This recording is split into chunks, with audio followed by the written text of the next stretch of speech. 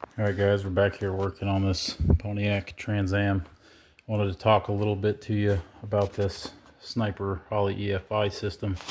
Some of you guys may be considering with your factory carbureted setups, and I just want to talk about my experience with it. So originally this car was a 305.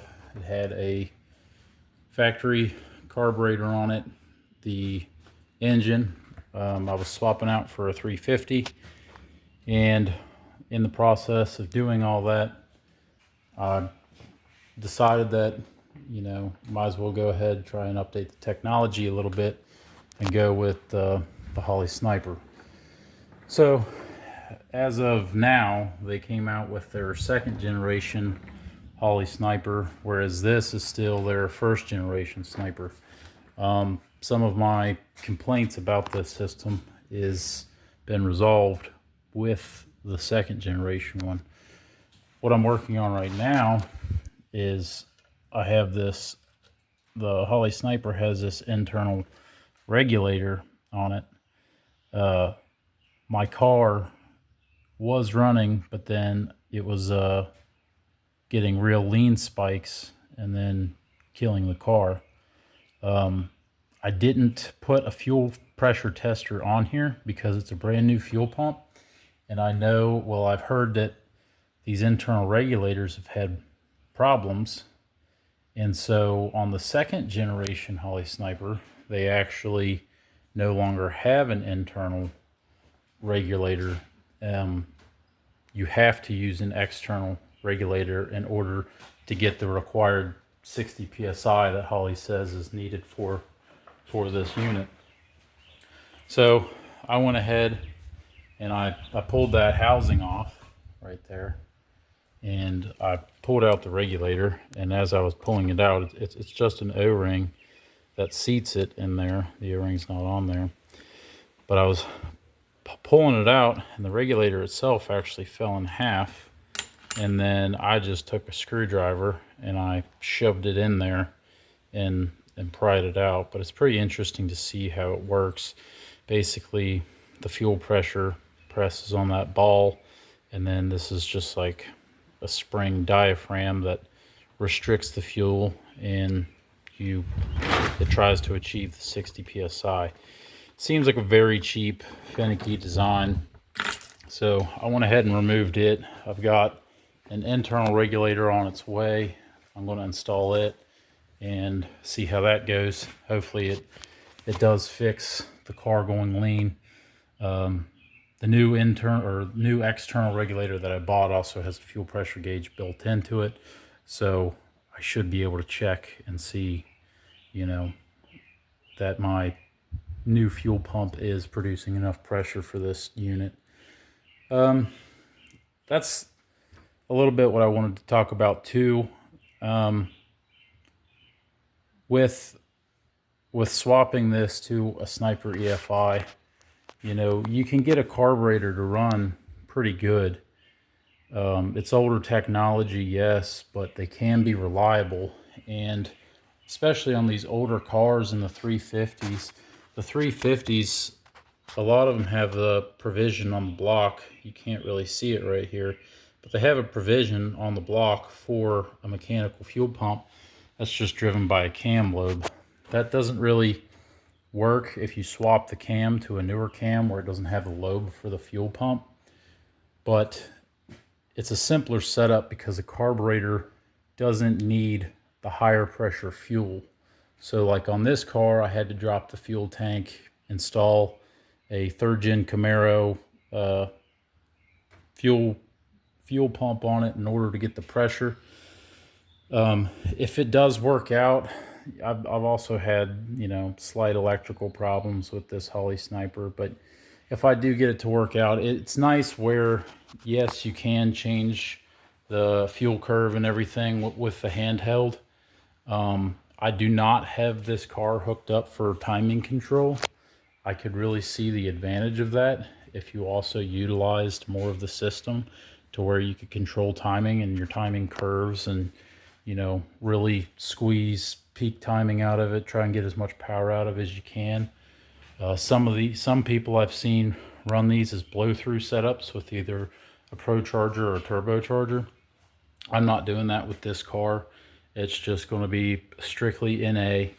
So maybe if you're considering one of these units, you know, are you keeping it NA? How serious of a build are you doing? What are your fueling demands?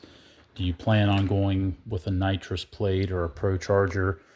These are just some of my thoughts on it. I'll update you guys when I put the external fuel regulator on here. I'm pretty confident that it is going to fix the issue I'm having. I mean, Holley themselves have removed the internal regulator on their second generation Sniper EFI. They've also made a couple other upgrades to their second gen system. I got this one, you know, right on the back end of production, of course. So I missed out on their second generation one.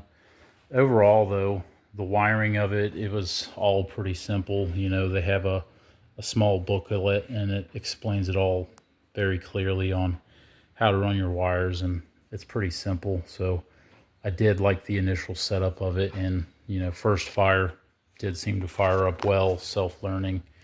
Have not gotten to put a lot of miles on it yet, though. Just other small things with the car that I've been working on.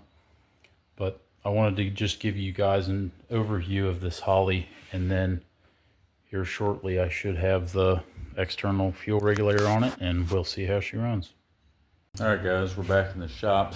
We got a little update on the car for you. I took it out the other day. I just got the fuel pressure regulator on the external one where the original one had failed, and I got the external one put on. A buddy came over, he was helping me with that. It was late, it was probably 9, 10 o'clock at night. He'd never ridden in the car, and he wanted to go for a ride in the car because it runs pretty good, you know, it being, you know, what it is. And so I told him no guarantees that it wouldn't leave us stranded, but, you know, we'll go ahead and take the car out and see what happens. So we took the car out, and I did a couple pulls with it, and, you know, he was enjoying it, I was enjoying it. It's pretty fun. And we got to a stoplight, and the car just died. It just shut off.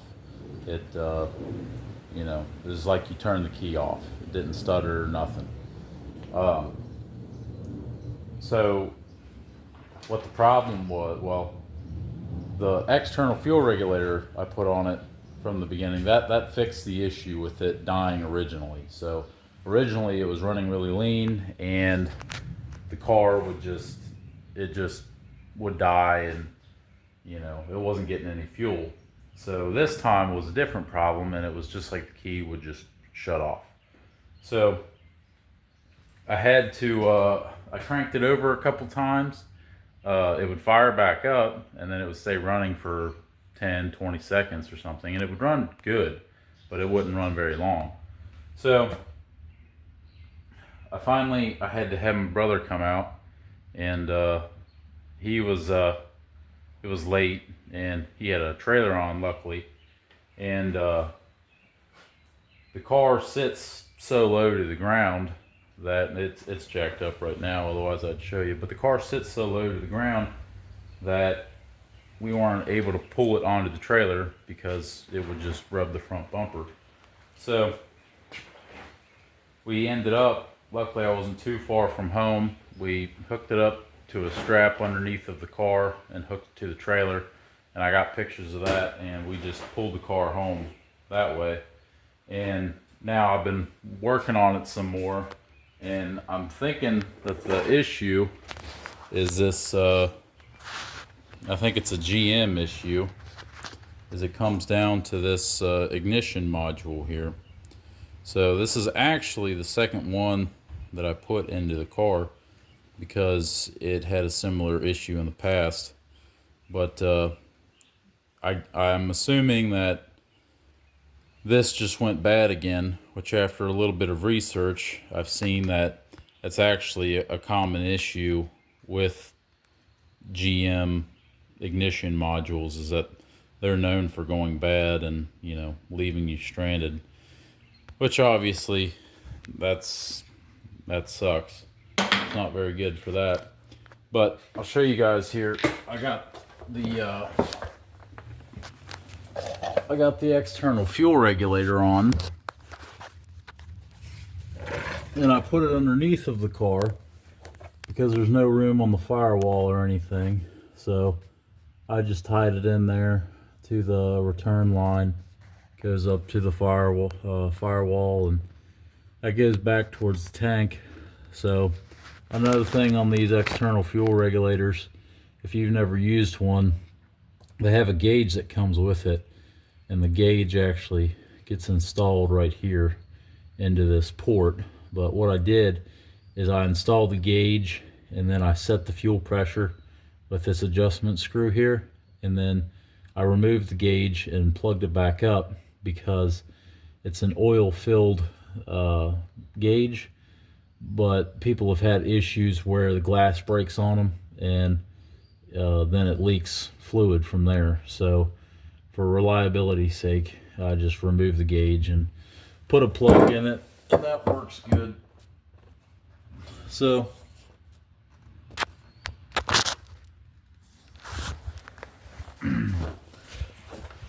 so the car is running great as far as the fuel system goes.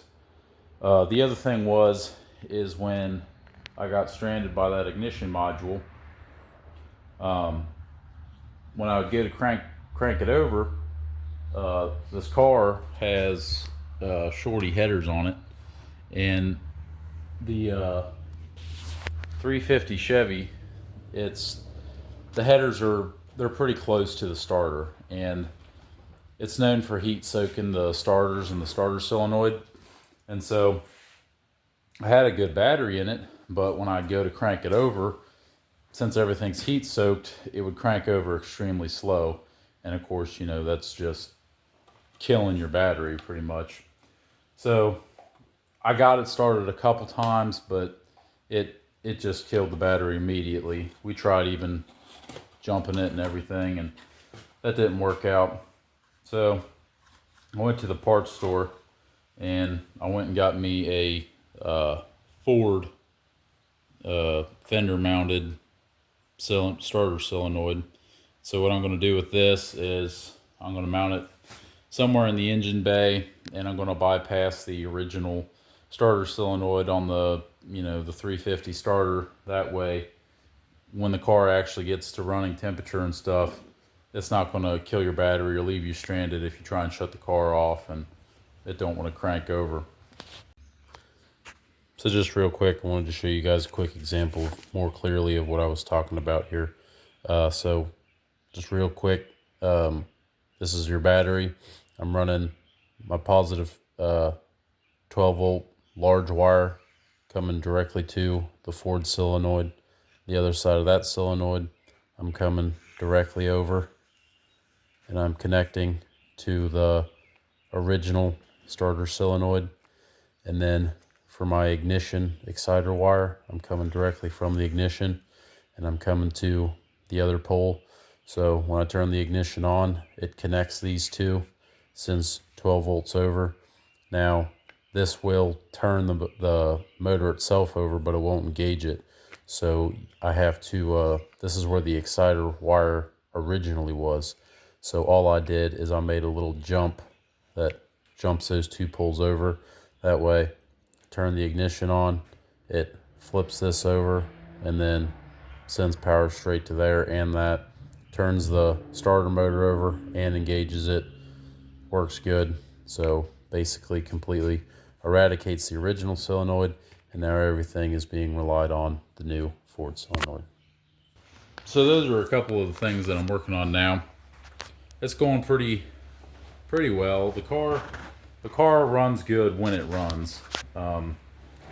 That's the thing though with this car, is I've done a lot of work to this car, and it's always it really, cars in general, it's just sometimes it feels like 2 steps forward and 3 steps back with these things, but you just got to keep keep at it. I've been at this one for a while, and you know, you learn a lot, and that's always good. But you got to be persistent with them for sure. I'm hoping that that fixes these issues here, and it don't leave me stranded as much. Uh, and then hoping to get this thing running reliably, because I'd like to get it to my buddy. Summer's coming, and he'd love to drive it for, you know, the summer months, obviously. And it's going to run good. I mean, I took this thing out, and honestly, it needs a rear gear in order to get like the full potential of, you know, how fast this thing is capable of being. The rear gear that's in it now is just the factory gear. I'm not sure what they are, but they're extremely high, which isn't bad for interstate cruising or something. But for just messing around and having fun, the car could be a lot punchier down low. With the cam I've got in it and everything, you really start getting up in the RPMs and it starts moving out, which is a blast. But you know, you don't always want to do 150 mile an hour, you know, everywhere you go, just to feel a little bit of power. You know, not saying that that's the case, but it could be better, which, I mean, everything always could be a little bit better. But I just wanted to update you guys and, you know, tell you a little story about how it left me stranded. Funny how it's really just GM parts that left me stranded, if you boil it down to it. But I'm planning on getting it fixed up, and maybe I'll update you guys when this thing's running a little bit more reliably. Just wanted to show a quick tip when replacing one of these ignition modules. It comes with this dielectric grease here, or silicone is what it's labeled as. The bottom of this ignition solenoid is basically just a metal base plate. The top is plastic. It's going to sit right there on the distributor where it's metal against metal.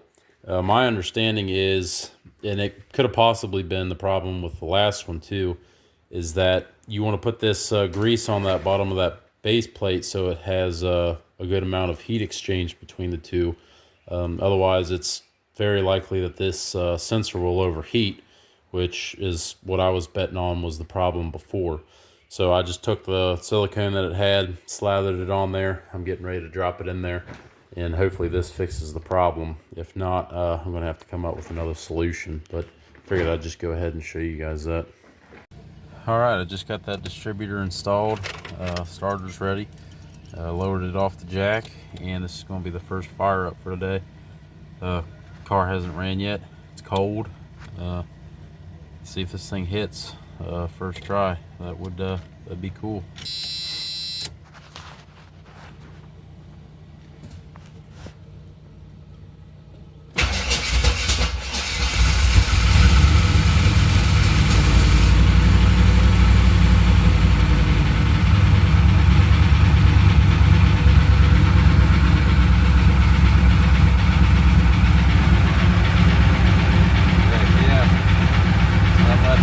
Drive it. All right, let's drive this thing.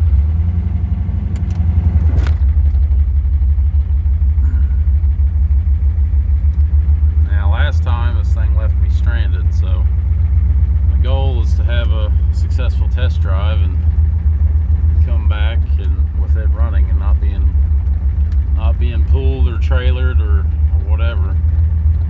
So I let it idle for a while. I let it warm up, so I'm pretty confident that this thing should run pretty good now. So we'll see. Take it easy here for a little bit, make sure it goes through all the gears and everything.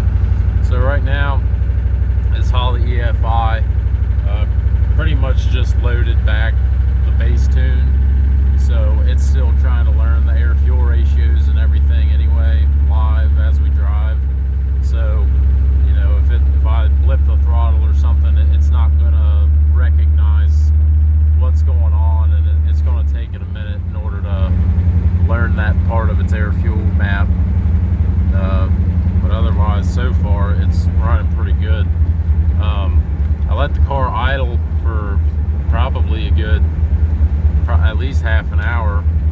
And in the past, I have had it die while it's idling. I would say within 30 or 40 minutes or so. So if it does good for this test drive, then I'll be pretty confident that that ignition module fixed it. With it warmed up, I did go ahead and I shut the car off and fired it back up just to make sure that the starter is working good with it being hot. It probably will get hotter as I drive it. It seemed to work pretty good. I haven't had the car running for a while, well, for a few days at least, and this battery's been run down to nothing quite a few times, so it might be a little bit sluggish, but it's still fired up pretty good. If not, then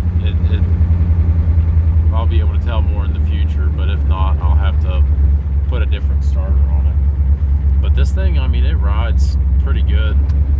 I got, other than the hood, you know, I got charged the AC on it. I got all new AC lines and new condenser, new evaporator, everything like that, new dryer. So it's a whole new AC system. The vents weren't originally working, so I got all the vacuum vents working on it. I got windshield wiper arms that are in the mail for it, so they're on their way.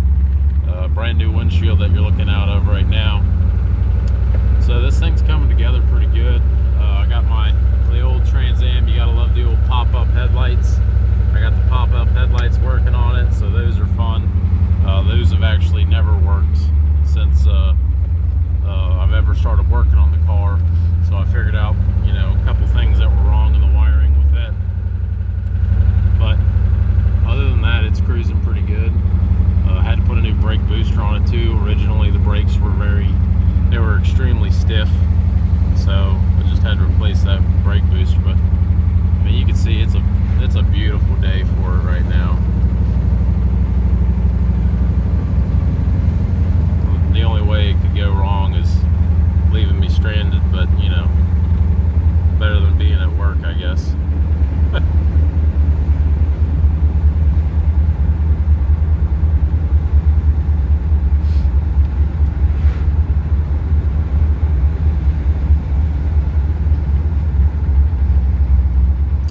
Yeah, I've been working on this car for a couple years at least. Originally this thing was a 305 and I swapped the engine in it, and what happened was I was pretty close to being finished with it, and the fuel line popped off of it and caught the car on fire.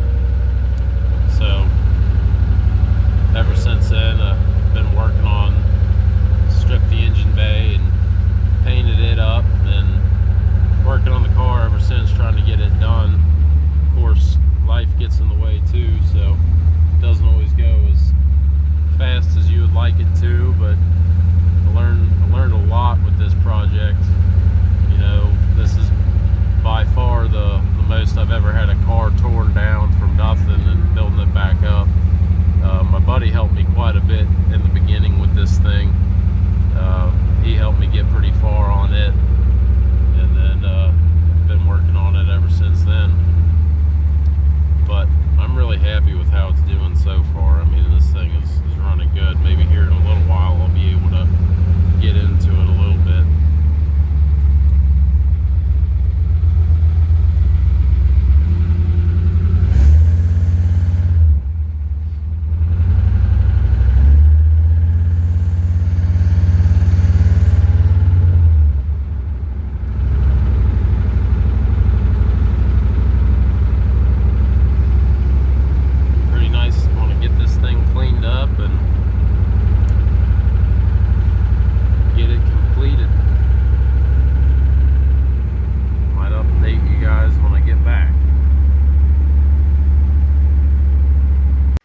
Alright, so just got done with the test drive. The car drove really good. Never died on me, anything like that. what I did find is I did wind it up a little bit in the higher RPMs. Um, when I rev it out to higher RPMs and let out of it, I'm getting a pretty good cloud of smoke behind me. I'm thinking it's going to be a crankcase ventilation issue right now. The way I have the crankcase vented is I have it coming out of the crankcase and it's going into this catch can, which I'm wondering if that's the actual issue, because this catch can is just some cheap Amazon deal. Doesn't have a whole lot of baffling or anything in it like that. But it comes out of that valve cover, comes into the catch can, and then I got it going into the intake. And you guys can see, I mean, how much oil it's letting through that catch can. And then the other side, it's just coming out of the valve cover and straight into the intake manifold. This car at an idle, I mean, it doesn't really have any blow by even when you free rev it. I think it's just once you get that thing under load and you start getting up higher into the RPMs is when it really starts trying to let oil bypass that system. I'm thinking that when it goes into the catch can, or sorry, when it comes out of the catch can, it's going to need a better filtration system there, and that way it's not all just running into the intake, because you get up into those high RPMs, and that's when you're really stirring up the oil and it's getting through that hose, and then when you let out, it causes a whole bunch of intake manifold vacuum. And so you rev it up, you get the oil droplets in your intake, then you let out, you get a whole bunch of manifold vacuum, it sucks that in, and then you get the cloud behind the car. That's my best guess so far anyway, after looking at it. The other thing is I've got like a decent sized oil leak underneath the car. I went ahead, jacked it up, and I crawled under it, and I took a picture for you guys so you can look at it. But this is a Gen 2 350 Chevy block, but where the original mechanical fuel pump bolted to, there's like a hole directly underneath of that. And I mean, it's a factory placed hole, but up there in the very bottom of that hole, I'm not sure what's going on there. I'm going to have to look into it more. But it almost looks like that fuel could be bypassing through there. I'm not exactly sure how I'd patch that yet. You can see from the pictures, it almost looks like I'd have to maybe drop the oil pan and then tap it out so I could put a plug in it. If that's the case where oil is coming from. But that's going to be a project for another time. I'm pretty happy how the car ran, really. Didn't leave me stranded, never shut down on me or anything. I was beating on it decently hard for a little bit, and coolant temps got up to 210, which ain't terrible for beating on. I mean, if I let out, it'll cool down pretty quick. But yeah, I mean, let me know what you guys think, and I'll keep you guys updated on what I figure out with this catch can problem and possible oil leak. So yeah, making progress. Like I said before, sometimes it's 2 step forward and 3 step back, but at least I feel like I'm getting somewhere. So have a good one.